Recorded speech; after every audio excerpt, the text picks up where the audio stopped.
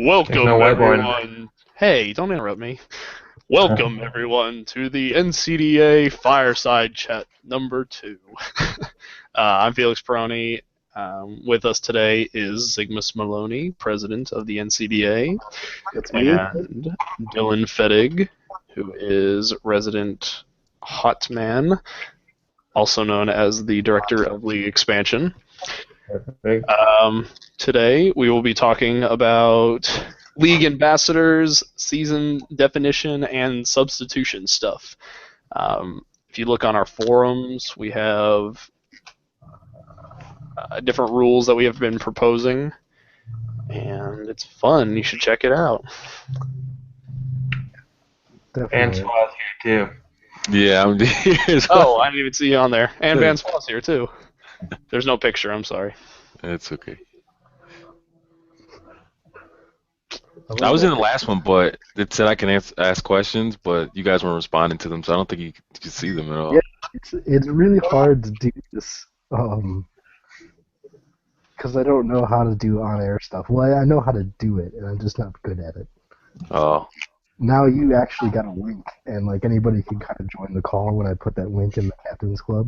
Yeah. But, Nice. yeah, that's a little bit better than it was last time trying to invite people. But the questions, the Q&A thing is weird. Anyways, already the pirate comes out. No, we won't do it. I just had to test it out, make sure it was working. So, what are we starting off with? What do you guys think? Well, let's start with the League ambassadors. I think this is an excellent idea, and I'd like to see it come into our league. So Jacob Lesky from Central Michigan had sent me a Facebook message proposing this type of thing, where the director of league expansion should have anywhere between 5 and 10 ambassadors who kind of travel from school to school in their area and try to recruit new schools into the league. This would just help with league growth, and it would actually help Dylan out a lot, I know, because right now he does a lot of answering emails. But this would be actually something where they see someone's face, they get to know people, and hopefully it would actually start teams off on a good foot where they're not learning the grip after their first game. Right.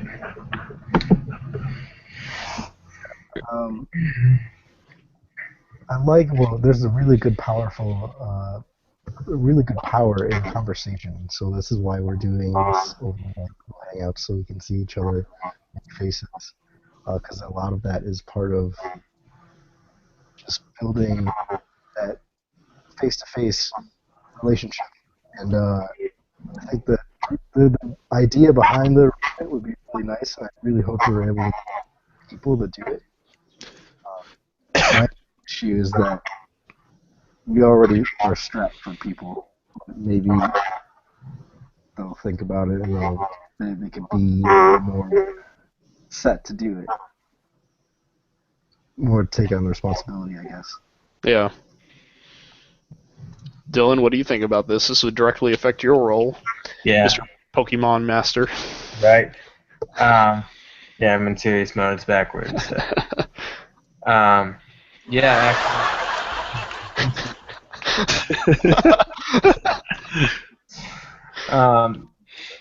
It'd be really nice. I'm not sure exactly how we would use them. Yeah, we have ambassadors and we send them to schools, but what do they do when they're there? We'd have to work on that. Yeah. The way I think Lesky had proposed to me in a longer conversation that we had, he basically wanted schools that were interested that had emailed the league originally, Right. saying that they're interested in starting a league. We would send one of these ambassadors to them, and they would kind of show up to the first practice or help the the leadership that already exists or that's interested in existing and help them with recruiting or something like that. Just kind of helping everyone on the forefront of starting a club. Right. But There's a yeah, no, little I bit. agree. I mean, there's a little bit of stuff that happened with Akron, and like Kent functioned as. DePaul did the same thing. Because they're across the city, we just went out. We went to their practices. They came to our practices for a long time. They didn't have gym space, so they were just mooching off us. Right. It's kind of legitimizing one aspect. Yeah. Yeah, I think a really big thing with recruiting new schools is like educating the student body about the possibility of creating a dodgeball team, Hmm. because it's not like people go to a college and they're like, well, you know what, I'm just going to start up a club. Which it does happen, but if you don't know about the league, Right. then you're not going to do that. Yeah, few and far between. Right.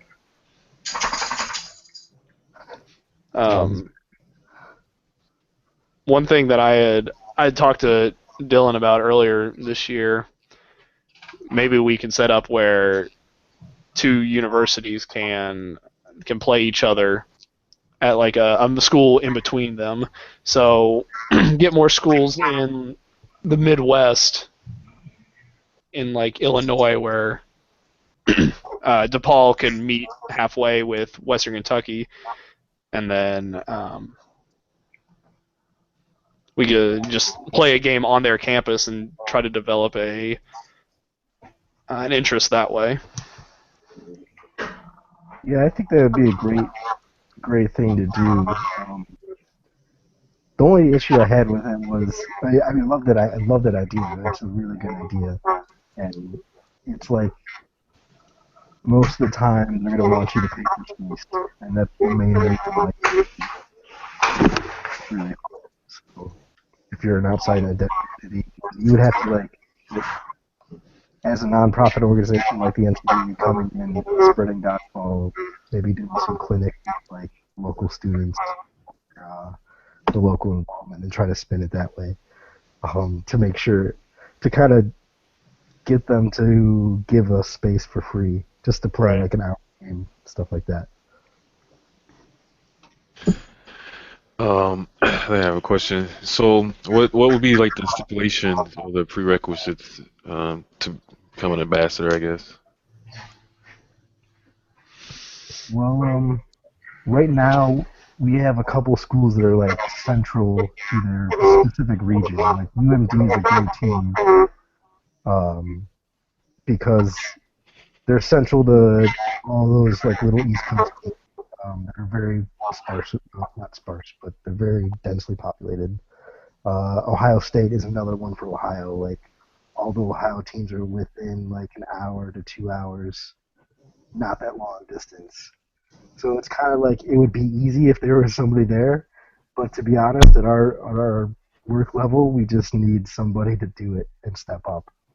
Um, it'd be great if we could force like somebody at Maryland or Ohio State to function in that capacity, or like somebody Michigan State is a very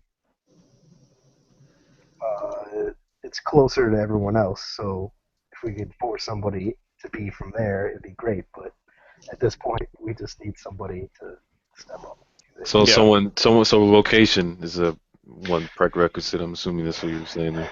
Yeah, Someone who's close to location those and then regions. willingness to travel. I know that we talked about internally, or on the forum somewhere about a stipulation, travel stipulation. Uh, travel.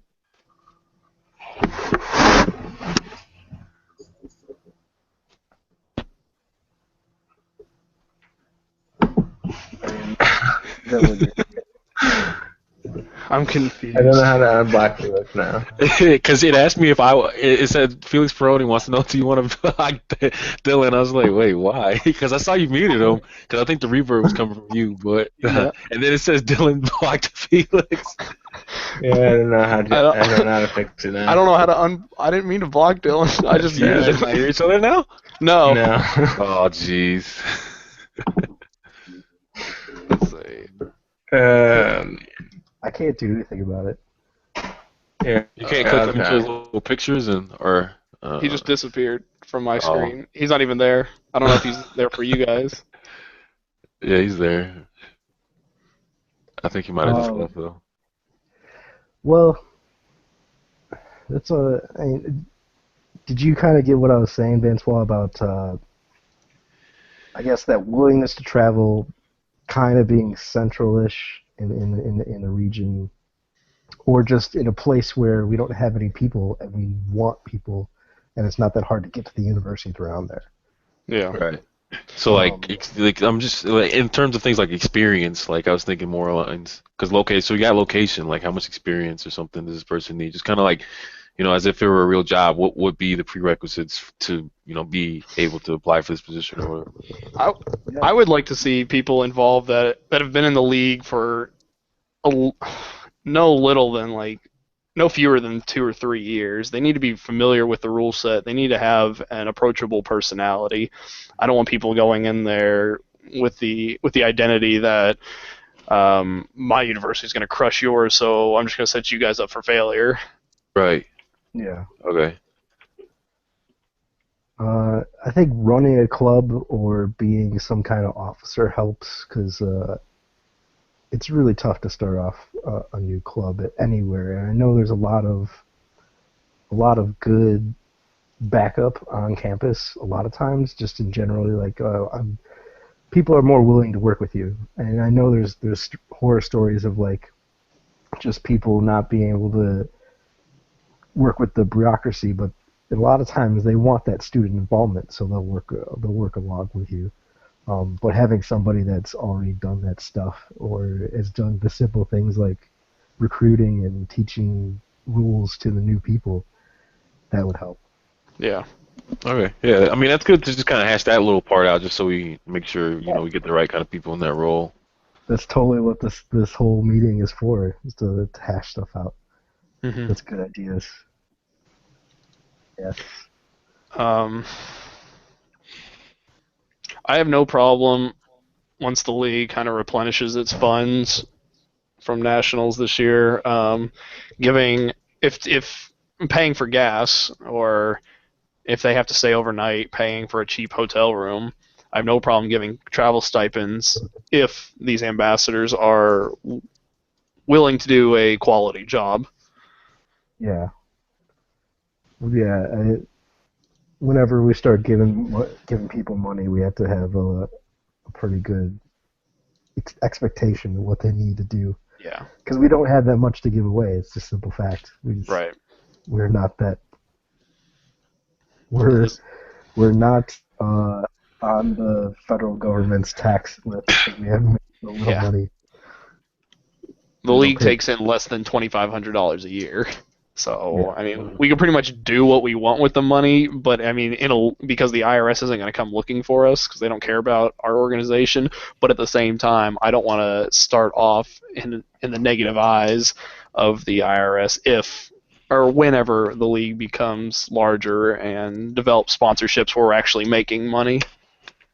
Yeah, definitely.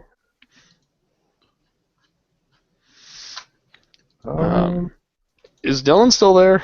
No, he left. Okay. He left like minutes ago. Oh. Yeah, I don't know what happened there. He can still get in the link, I believe. Yeah, the reverb was definitely coming from him though. I think. Yeah. But. Can any of you try to invite him again? Yes. All he has to do is click on that link that you gave us. I don't know if it works while you're in live. Yes. Oh. Which could be an issue, but I just sent it again to our group. All right. So I don't know. We can probably revisit if he gets back in here. Yeah. Are there any like passing stuff? Oh, there he is. Oh, back. Pokemon Master. I had to use a different account. It won't let me use my other one. Because you're blocked. Yeah. We were just revisiting any path of the league expansion thing. Okay. Do you have anything else? We talked about just league stipends. To summarize, league stipends for traveling. What are Right. the job requirements? Quality of ambassadors. Quality of people we would like to be ambassadors. Right. I kind of talked about it a little bit at the captain's meeting, but at the start of the year, trying to get into some of the club recruitment fairs or whatever, that would be, I think that'd be huge for recruiting new teams. And it would be nice if the league could help pay the ambassadors for, traveling or staying the night. If we could have them go to the recruitment things, and then like possibly stay there overnight, and then like hold a meeting for all the students they just had sign up, and Yeah. and then talk to them about what they would need to do to start a club. I think that would be exceptional. I like that idea. So we would show up to other universities' club recruitment fairs. Right. I like that. I think that would be really beneficial. That's where WKU got all of its recruits. Well, Yeah. by all I mean Yeah. like the 13 that we have. Right. But I think that'd be really good to. What kind of schools would sell for that? So, as opposed to smaller state schools or um, the bigger, more established, like maybe University of Illinois or Right. bring this up. Yeah. I mean, I want to hit up Like Indiana University, Purdue, IUPUI, Indiana, Notre Dame. U of M. hmm Yeah. I'm really surprised that U of M never got a team. I'm told that I heard from someone that they tried to start one, and then the school told them they already have too many club sports, so they couldn't make another. They have too many club sports. That But was I think that was a particular issue for one team that couldn't be a club sport, so they were forced into being a regular student organization. And I want to say it was something like the East Coast or something. Yeah. I don't remember. But it was that same thing. It's like we have too many club sports, but you can create a regular student organization and not have any fancy stuff like free court time or. Yeah. Yeah. One thing I'd like to do, I'd like to aim at larger universities because they're more attractive. And I know that UK had talked about this when for nationals this year. They wanted to play against Michigan State because they wanted a billable game. They wanted something that they could post on their website and market towards, like, hey, University of Kentucky's playing Michigan State. Like, it's a big deal. And a lot of smaller schools would love the opportunity to play these bigger schools. Before dodgeball, I never heard of Grand Valley State or Saginaw Valley or even Central Michigan. But I, of course, had heard of OSU and UK and some of the bigger name schools, and it's just cooler for the smaller schools to be able to play against these bigger ones. Right. Yeah. I think that would help in recruiting or like convincing the the other schools that they need to get a club too. Like say, Mhm. hey, U of M, Michigan State has a team, Maryland has a team, Ohio State has a team. All these Big Ten teams have Yeah. teams. You need to get with it. Yeah, definitely. Josh Raymer had come up with something years and years ago. He wanted to go to varsity baseball tryouts in the fall, and then recruit the people who didn't make the team Yeah. to the dodgeball club. That ended up not working out because when we approached the athletic department about that, they just kind of laughed at us. But I think there are other avenues that we can use to recruit people. I've never participated in an elite event, but I have to imagine that not everyone there is out of college. And Right. so, kind of spreading the word that way. Whenever we play the Sky Zone dodgeball, we always talk about the NCDA trying to recruit teams from Louisville or Lexington, or no, yeah, Lexington and the other areas of Kentucky that have universities that aren't in the league currently. Right. Yeah. Elite seems to be pretty populated by older than college age people, Okay. but there is a team that just played their first tournament 2 weekends ago. They're from Minnesota, so that's a. I don't. They're younger guys too, so I don't know if they're in college or not, but Gotcha. Yeah, that good. might be A a good. good thing to pursue. At least to see, Right. like, hey, would you go to any colleges? Right. 'Cause we have a huge college league, and it's pretty much the only college intercollegiate in the U.S. Hmm. Right. There's a small, tiny one in the Toronto area. There's only the Toronto villages. There's the one down in Arizona. Yeah, there's one there, and then there's like the big UK one, the actual United Kingdom national circuit, which has a college league that's attached to like everything else. Yeah. Yeah.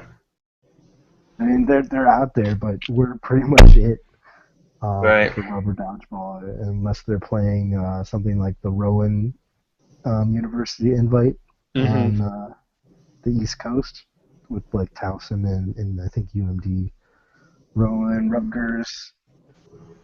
I've been trying to get Sean does a great job. Like his Towson guys always try to recruit people from that, but nobody really does anything. Yeah.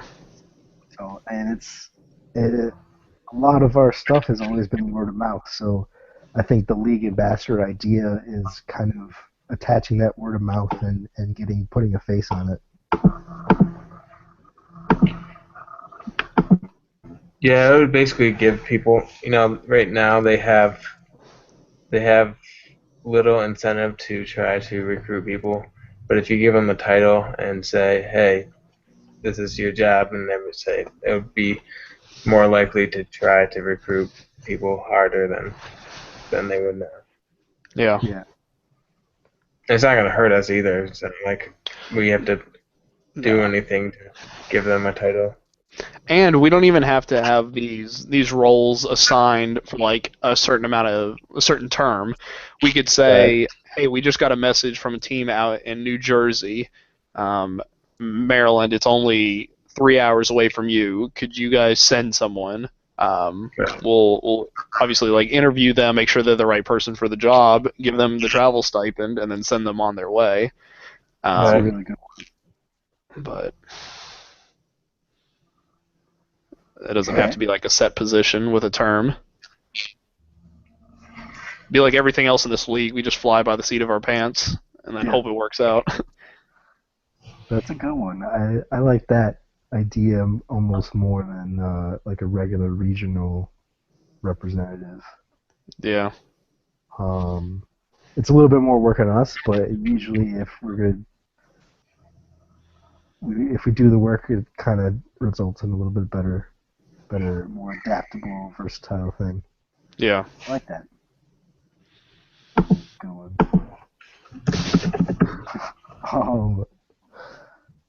All right. I think that's good. That was a good conversation. I like we covered a lot of stuff. Does anybody else have anything they'd What's like to next say on on the that? list? Wait, I gotta ring my gong. The next thing, I don't have it pulled up because I'm on my phone actually. Next thing is the season definition. Okay, so Sean brought this up.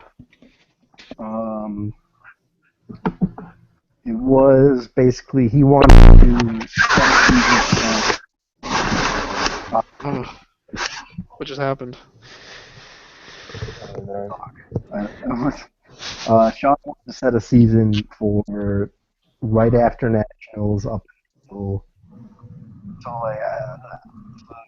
he completed the 2015 season at nationals. The 2016 season under Sean's terms would start at 2016 start right after nationals one day, and so any events that were played in May you attach that season. A little bit how we do now. Now we just generally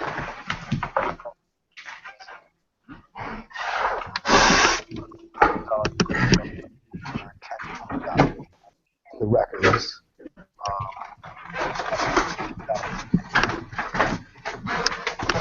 15 would be this season, this past season, so 2015. And then it kind of starts up in August. This is where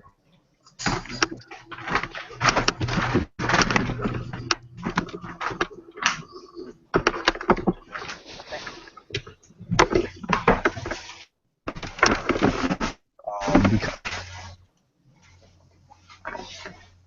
we even noticed the Treasury defines the fiscal year for the NCDA from June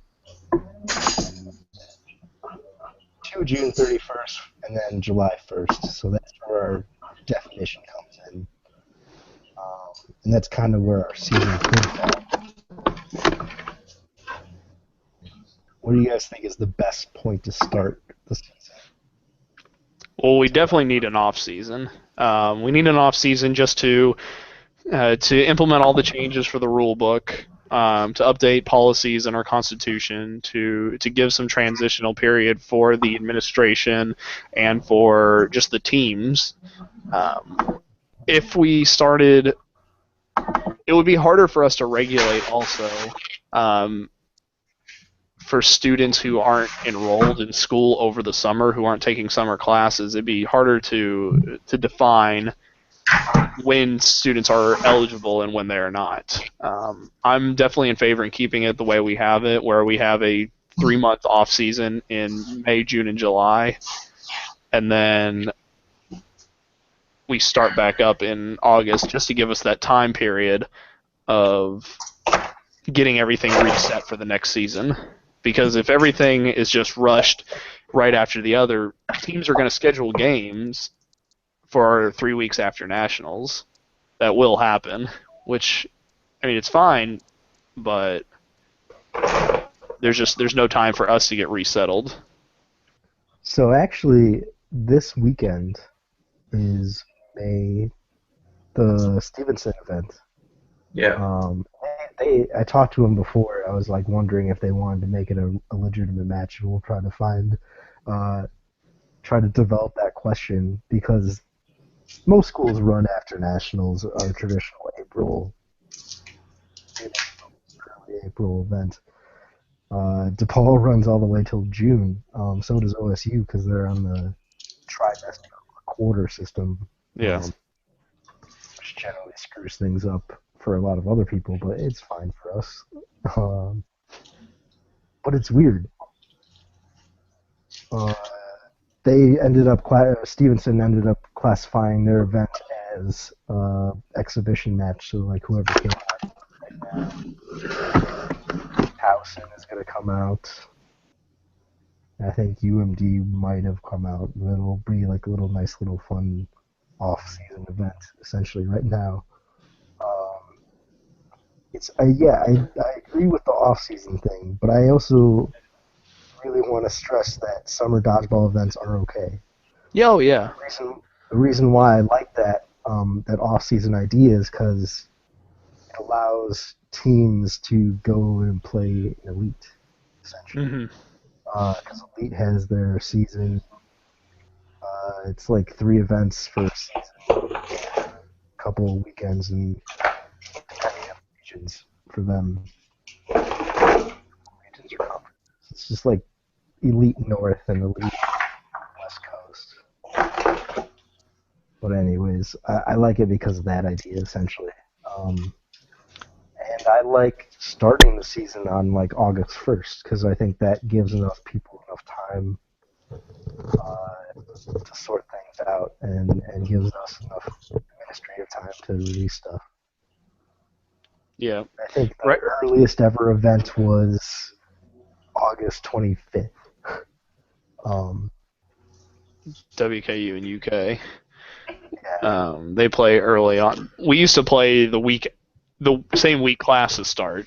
We did that for 3 years, and that was a nightmare for WKU because WKU is constantly in a rebuilding state. Our retention rate is garbage, and so we would come to a game with like 10 freshmen who have never played dodgeball before. We just put them on the varsity roster because they said they could go. And it was a good way of throwing them into the fire, but a lot of those guys never returned because we just got obliterated. Yeah.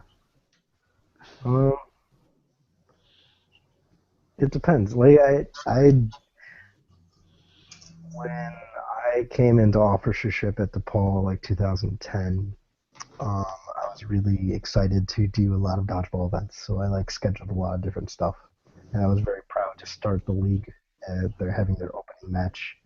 Uh, that was when Moody was in the league, which is so easy to go across town, battle with the brown line, and just play dodgeball, and then like go to Chick-fil-A afterwards because that was right near it. Um, man, I wish that experience could be more prevalent in the league. Akron and Baldwin Wallace and Kent are all within like 45 minutes of each other, which is a great thing, and I think that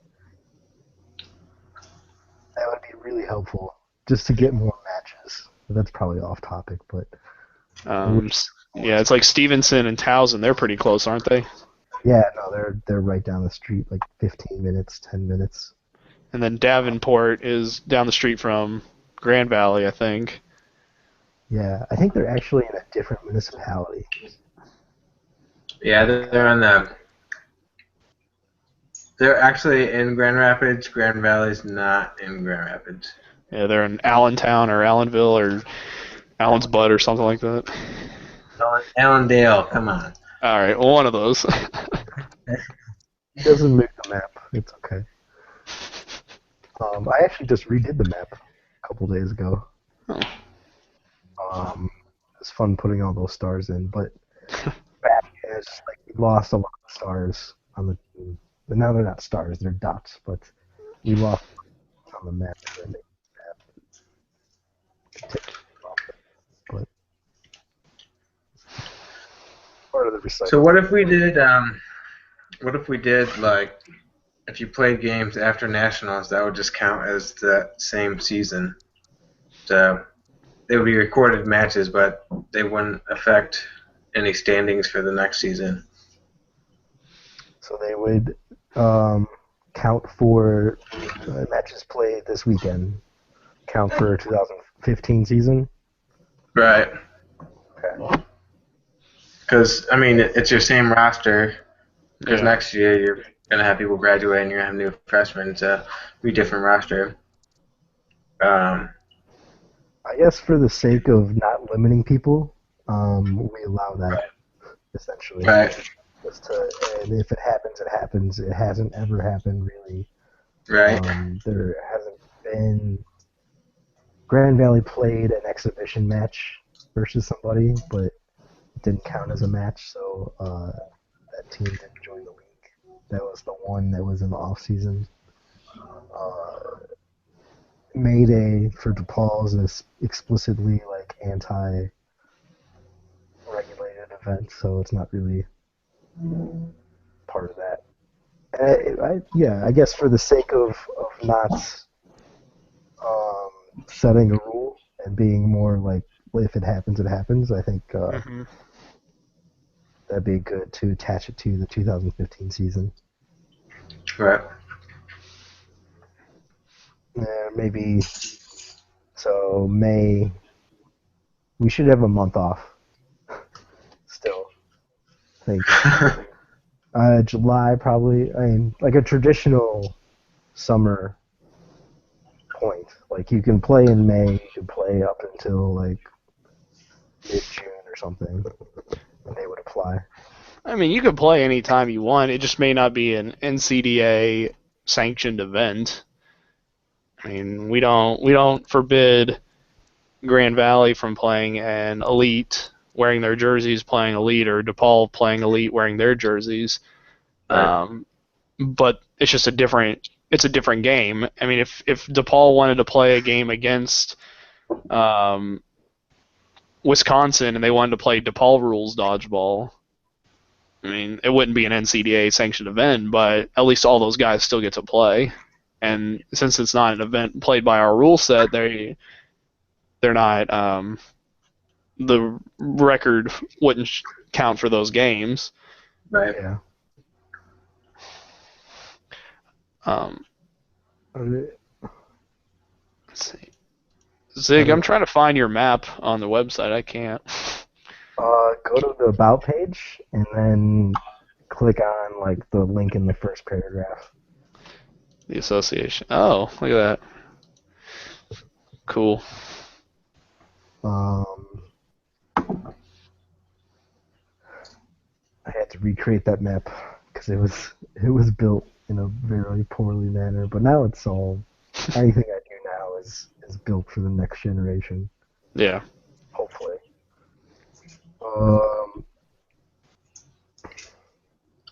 You can tell which teams didn't show up to nationals on this map. Yeah. We need Indiana. Like it's just missing. Indiana. Terrible. Indiana with West Virginia. Paul is we don't want any Indiana teams. You don't want Indiana? Yeah, as a administrator, I want Indiana teams because it's better for the league. But DePaul never wanted to play any Indiana school, so we never did any recruiting there. Why? Just because we don't like Indiana. Okay. It's a Chicago thing, and Yeah, it's a very Chicago thing to not like it. Yeah. Gotcha. They don't like us either, so it's mutual. That's fair. We never had anybody from Indiana that like wanted to get anything. There was a couple.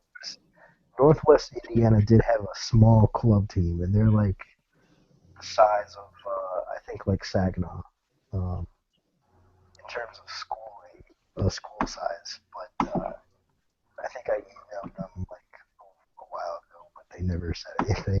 Yeah. It's tough. Back to recruiting is just difficult. You got to have somebody that's excited at the school to create something new, regardless of what it is. There's a couple teams that were just created because the guy wanted to create any group at all, and just, dodgeball sounds fun. There's a league. There's no dues. Let's do it. Yeah. Like Siena Heights. That was just McCarthy just wanting to play dodgeball, so he... Right. Didn't set something up, so it fell apart. Yep. St. Ambrose University. I haven't heard anything about them in Iowa. It's a similar thing. They didn't have a lot of people. Gotcha. And Davis, yeah. And then he never ever responded back to me at all. Like, I give very long list of comments, just him just not doing anything, not responding to me. Gotcha. But when we went out for their inaugural match, they had a home match. Wisconsin Platteville and DePaul came out, and it was great. They had uniforms. Yeah. With the UWP or the Saint, not UWP, with St. Ambrose on them, and like I thought that was amazing. I was so hopeful, but they never responded back to me. Just sad. We're off topic. Yeah, what were we talking about? We'll probably move on to the next one. We were talking about season definition. Definition. It's interesting. All right, so we're done on that topic. Yeah, gong it. All right. The next topic will be... Oh, damn it, I thought that was a drum roll. This one. It will be substitutions. So I think you had like 3 different threads on substitution stuff. Yeah, I basically, every time Nick Johnson contacted me about a rule clarification on substitution stuff, I wrote a rule about it because he liked to, as I'm sure anybody who played WKU this year, he liked to manipulate the way the game was played by calling timeouts and substituting and everything like that. So I just wanted to write clarification rules or things to prevent him from doing this stupid shit.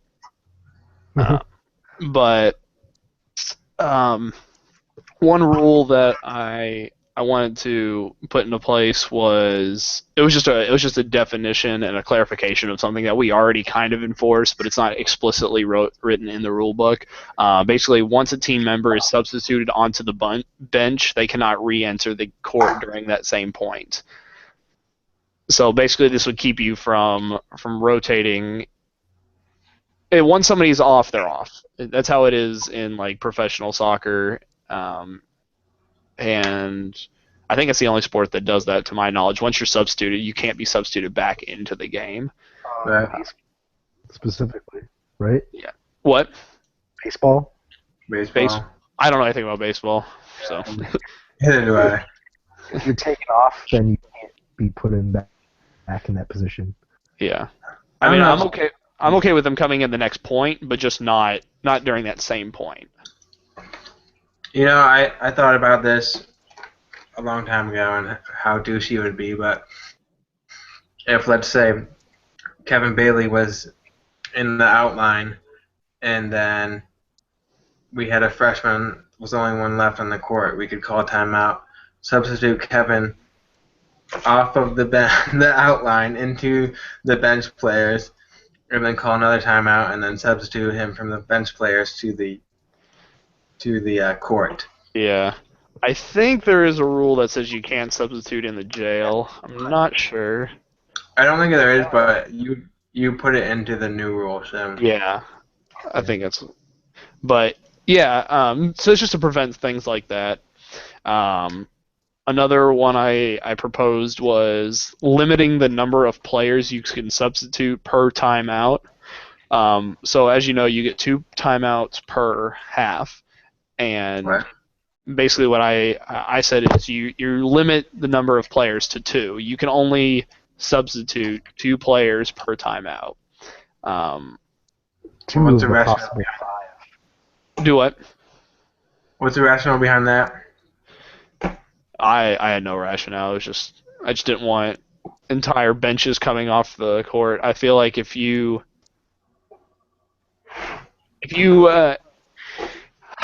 let's say that a team is up 3-2 and they start kind of their 5 people that have been riding the bench the whole time.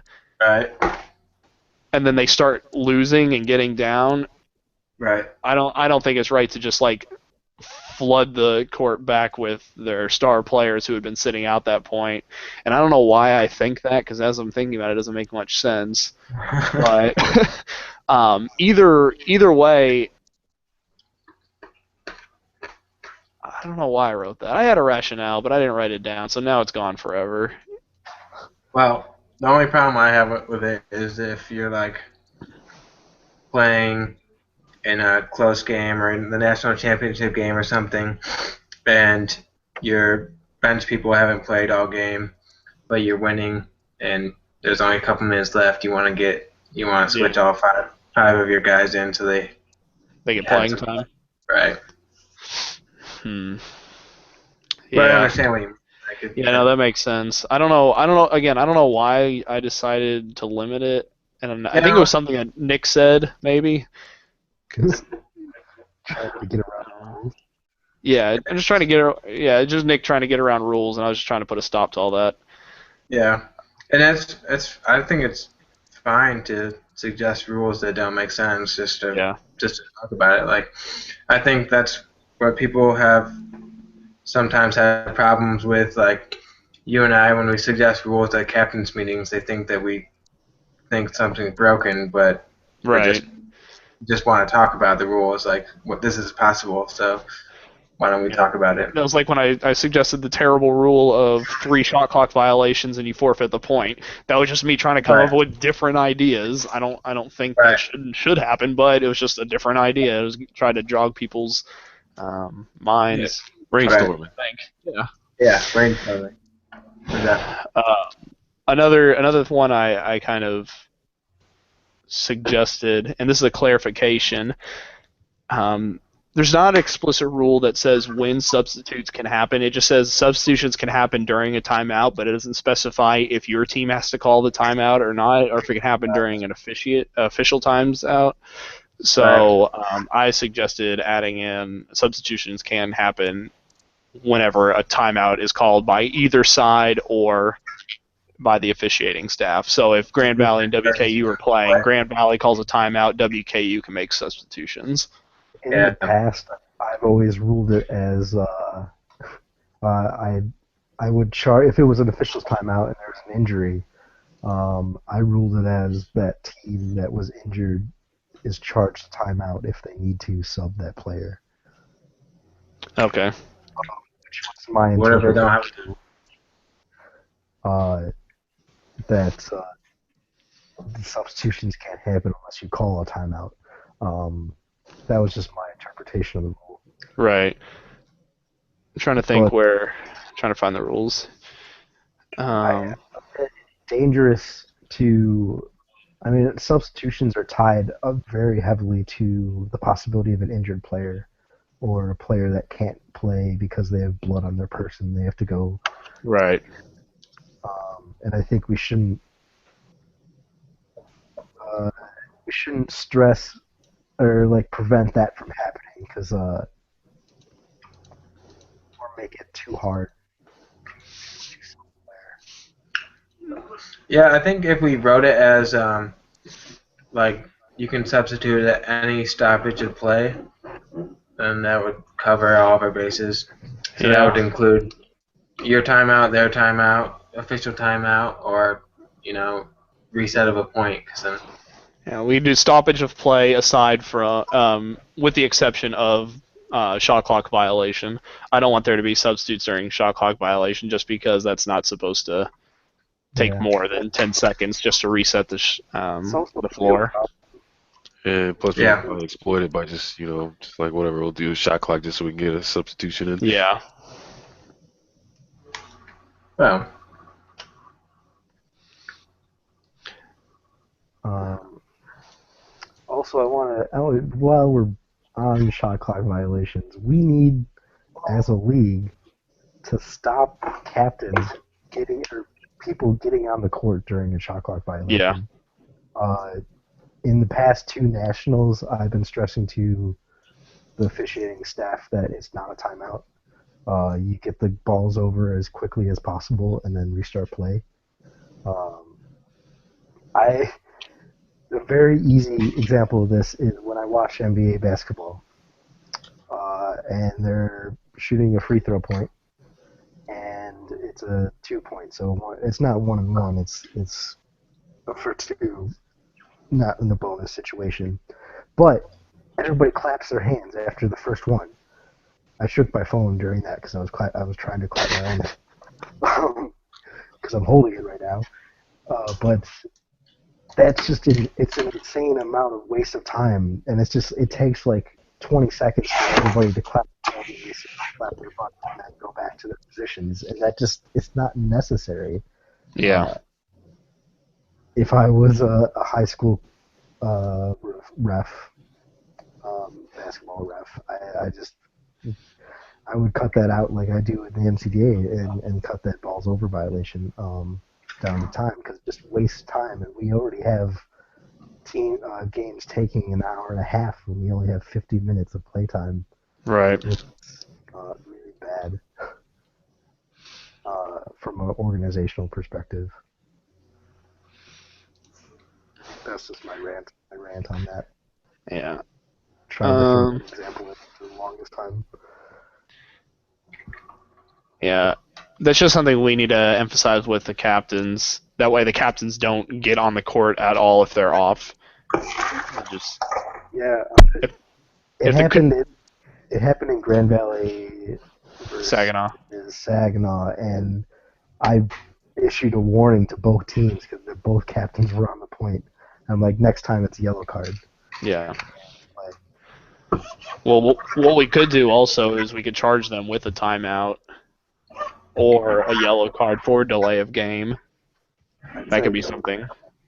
I'd say not yellow card. I say warning and then yellow card, which is always my preventive officiating kicking in. Timeouts we go back to them, but they're like, you only get 4 games. Even if there was no halftime, it'd still be 4 game. It's not a lot of. I know some teams use them to good effect, but generally, I don't think they put a lot of stress or a lot of change in our game. Essentially, yeah, they do a lot of stuff, but they're not crucial.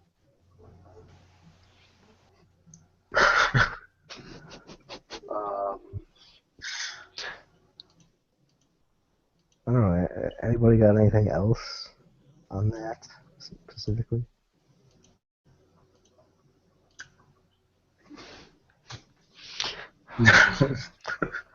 I mean, I'm okay. I just wanted to get all that out there. Yeah, specifically, I also didn't get your rationale for like limiting to 2 people. Yeah, I don't know why I suggested it, but it was something that Nick said that probably provoked it. Well, if you think about it, they're gonna have 5 on the bench, so that's 2 out of 5. Yep. There's 5 possible people. Not that big. Right. In a soccer match, you can only substitute 3 out of like 7, I think. So. Yeah. Yeah. The whole game.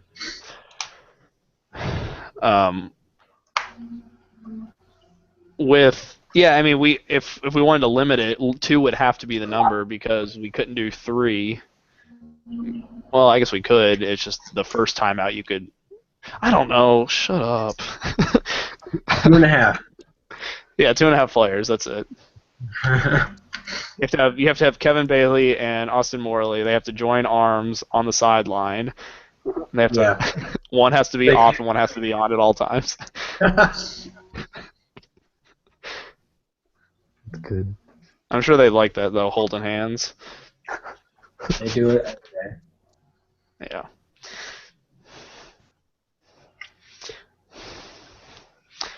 All right. All right. Are we done on this subject? Yeah.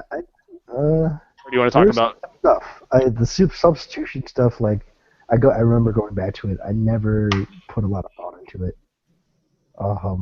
In rewriting the rule book. Whatever was there, and I always thought of it as a prevention from injury, and to kind of sub out your guys that would be really tired. Yeah. I think if anything needs sprucing in the rulebook, I know there's a lot of stuff, mainly officiating mechanics, but substitutions and shot clock, as in changing the shot clock, that would be the points to look at. I would look at. What was the rule that we we initiated at the captain's meeting. Whenever a shot clock violation occurs, then both clocks are reset to 0. Yeah. Yes. We got to remember to put that in there. I think I put something in the pivotal tracker about it. Do we have a rule? And I know this is bad that I'm asking, but what happens when there's an official's timeout? What happens to the shot clocks? Reset to the nearest 5 on both sides. Okay, I had all through nationals. I had been resetting them both to 0. That's what I did too. Most of the time it doesn't affect much. Yeah. Because usually when you're doing that, it's almost better if it's set to 0, because there's a lot of... If an official calls a timeout, it's because there's something wrong somewhere else. Right. Especially with equipment or stuff like that. Or there's a lot of hoopla. Is that something that we should consider maybe changing and just saying if there's an official timeout, then we reset both clocks to 0? I think it's fair. I think if you ask something that's what's the fairest thing to do, I think setting it to 0 is probably best. Yeah, because if Grand Valley has a shot clock of 13 and WKU has a shot clock of 9, it would go down to 10 and 9, and Grand Valley could have been winding up for a throw whenever the shot clock was called. I think the original rationale was that just it keeps the same as if a timeout was called by another person. Okay. 0 is probably the fairest thing to do. I think that's a good catch. Gotcha. I don't think there's really any way that you can play that to your advantage unless you like smash the clock off of the table or something. Yeah. Have somebody aiming at the clock. The scoreboard. Oh god, the one that was on court 6. Yeah, that one. Scores one, and then they came over and replaced it, and it was great for forever. It was just a broken cable. I think it got hit too. We got hit, and it's like I just imagine some intramural basketball player running into it, smashing up the court. I imagine a lot of this, but anyways, I like the gong, Felix. Thank you. Okay. That four gong signalizes that we're almost done with the chat. We're probably done. We're done. Right? Yeah, it's been an hour, so that's the clock ticking. What do you guys think for the next one? I'm thinking. We need to talk about interns. Yes. God, I don't know why nobody's jumping on this opportunity. I know. If I could have got college credit for working for the league whenever I was an undergrad, that would have been bitchin'. Yeah. Absolutely. So we need to either advertise this better. We could even try to post it up on some job boards and get people who aren't involved in the league if nobody from the league wants to step up and do it. Yeah, Or maybe we can try and talk to college career council offices to let us post it on their job boards, specific colleges. I think in order to get that done, we need to talk to every captain and to say, we have an official program. Here's the contract. Is there anybody that's interested? Yeah. And just Yeah, keep listening to them.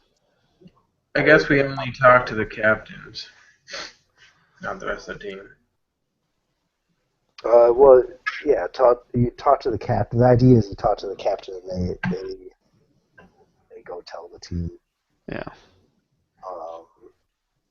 Usually, there's people that know. Even just posting it in individual club team's Facebook group or page doesn't do much. Yeah. I like this for the last 4 years, actually. And yeah, I actually was thinking today. I was remembering how did I get involved is because Jazzy was just like, oh, does anyone want to take over paying the website? I'm a poor college newlywed, and I can't afford to pay for it anymore. Um, and I was like, sure, I'll pick up the website, Bill. That's fine. I think I got involved because Jazzy told me I was working the same job that I'm doing now when I was a freshman in college, and he was like, "Hey, you have a lot of free time. Try to find more teams for everyone to play with." And so I just started. I emailed the sport club department of every university in um, Illinois, Nebraska, Wyoming, Colorado, because at that time we had Colorado Mining Institute.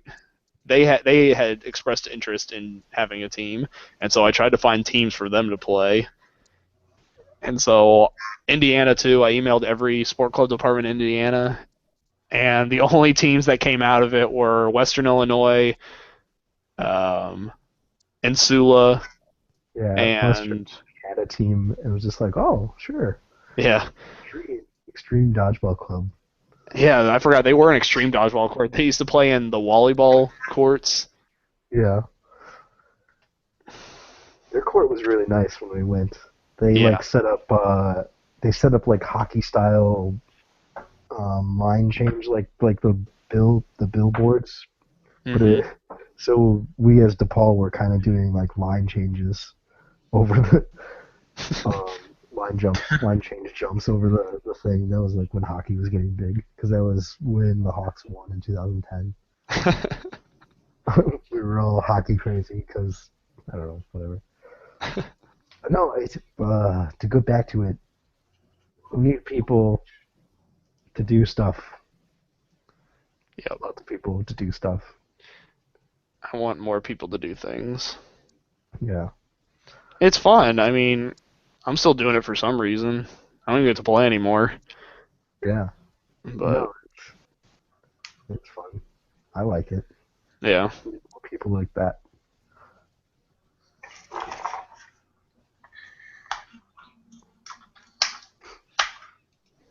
Especially need developers.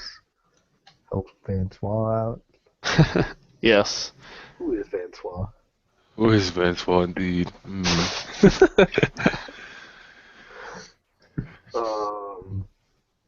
All right. I think that clears it up for this conversation. What are we? When are we gonna meet next? Next Thursday is my birthday, so I probably won't be available. I'm not working, so I might put something on like Sunday night, like 7 o'clock or something. on Maybe try to get people from there. this upcoming Sunday or the next Sunday after that, the 10th. I don't know. Whenever. Okay. Maybe we could do two. Maybe I'll try to like schedule around Bomus so he can talk about his thing, or schedule around some of the other people that submitted stuff. Yeah. I think that'd be cool. Or maybe we can go back and revisit some, like have a special one just for like one thing, like the size of the game, like a rally, volleyball rally, best of set, or something like that. I'm good with that. I'm moving again, I guess next Friday, the 8th. So I don't know when my internet will be connected in my new apartment, so I may not be able to participate in that one, but I guess I'll post up a yeah. something. Try to get somebody that wants to do anything. All right, man. Men. There's no ladies. Thank you all for coming out. I thank everybody that suffered and listened through an hour and 15 minutes of stuff. There's a lot of rambling on this one, but that's the point. It's just a conversation. Yep. It's nice that we have 3 exec guys in here talking about stuff that we're gonna vote on it soon-ish, Right. or write up in policy because it helps. Yes, it helps. All right. Thanks, All right. everyone. We're gonna go. All right. Good night, everybody. All right.